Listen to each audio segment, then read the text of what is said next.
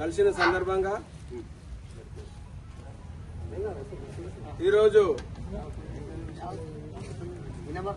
Circle ఏదైతే ఆదిపట్లను declare చేసి government GO pass అయిందో ఆ జీవోను మళ్ళీ వ్యతిరేకించి ఈరోజు ఆదిపట్లను కాదని రాగన్న కూడా తీసుకుపోవడము చాలా బాధాకరము.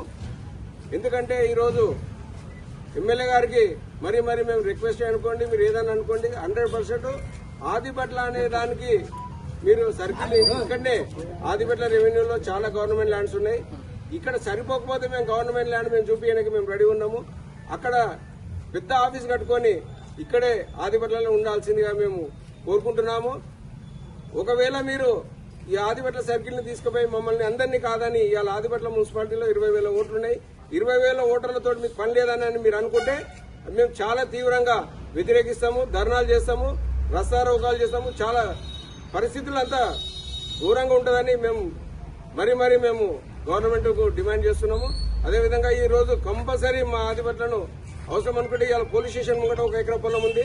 ఆ ఎకరా పొలాన్ని కూడా ఏదో బ్యాంకు అది ఇదని తీసుకున్నారు. అది ఎక్కడ బ్యాంకు కట్టరు, ఏం కట్టరు. ఈ ప్లేస్ తీసుకుపోయి ఈ మున్సిపాలిటీ ఈ సర్కిల్ తీసుకుపోయి అక్కడ కట్టడానికి కూడా మేము గవర్నమెంట్ ల్యాండ్ ఇవ్వడానికి కూడా మేము రెడీగా ఉన్నాము. దయచేసి మా సర్కిల్ మా దగ్గరనే ఉండాల్సిందిగా మేము డిమాండ్ చేస్తున్నాం.